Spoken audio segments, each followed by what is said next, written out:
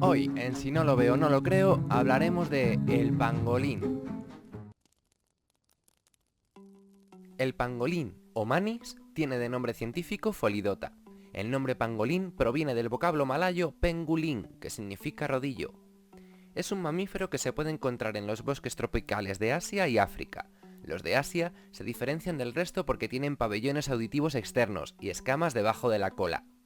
La apariencia externa, como podéis ver en las fotos, se caracterizan por tener escamas largas, endurecidas y en forma de placas que recubren todo su cuerpo. Por esto a menudo son comparados con alcachofas o piñas caminantes. Además, es algo muy inusual tener esta característica para ser un mamífero. Utilizan sus escamas duras como armadura enrollándose en una bola mientras duermen o si se sienten amenazados. En esta postura, las escamas se erizan y tienen un borde afilado y cortante. Aquí podemos ver cómo un pangolín es atacado por leones y sale victorioso gracias a sus escamas sobrepuestas. Otra característica del pangolín es que tienen unas glándulas cerca del ano que pueden emitir un ácido fétido similar al que segrega una mofeta. Su afilado hocico termina en una boca pequeña y sin dientes, por lo que no tienen la habilidad de masticar, pero en su lugar abren los hormigueros y termiteros con sus garras delanteras e introducen su larga lengua impregnada de saliva pegajosa para alimentarse, es decir, son animales insectívoros. Como hay 8 especies distintas de pangolín, el tamaño varía mucho de unas especies a otras. Pueden medir desde 30 a 140 centímetros de longitud, y como en casi todos los animales, las hembras son más pequeñas que los machos.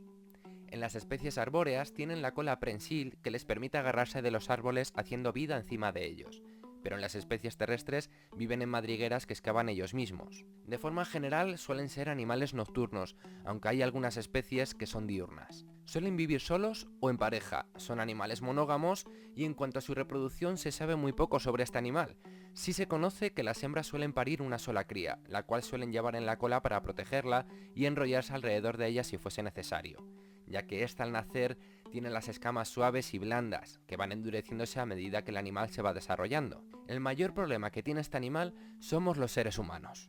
Los pangolines son cazados como alimento en muchos lugares de África, siendo uno de los tipos de carne de bosque más popular. También tiene mucha demanda en China, considerándose su carne un manjar. Además, tanto en África como en Asia, creen que las escamas de los pangolines tienen efectos curativos.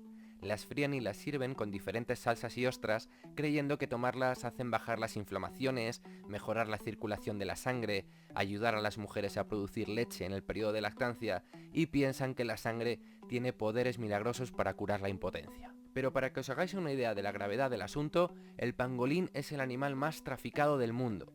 El tráfico de productos derivados del pangolín supone el 20% de todo el comercio ilegal de animales salvajes. Se sospecha que solo entre el 1% y el 10% de los casos de contrabando son descubiertos.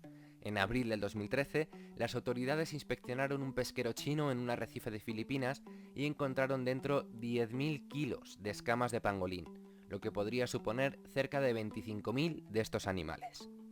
Pero el caso más salvaje fue cuando se encontraron 23 toneladas de sus escamas en Vietnam. Decir que con cada pangolín un furtivo puede llegar a ganar unos 1.000 euros. Y aunque están prohibidos, hay restaurantes chinos que continúan sirviendo carne de pangolín, vendiéndola a un precio de entre 50 y 60 euros por kilo. Un cocinero describió cómo se cocina un pangolín.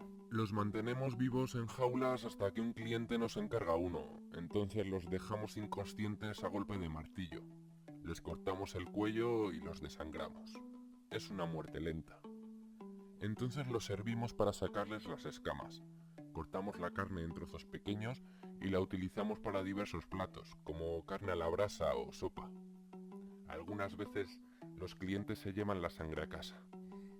Si te ha parecido interesante, dale a like, compártelo y no olvides suscribirte. Nos vemos la semana que viene en un nuevo vídeo.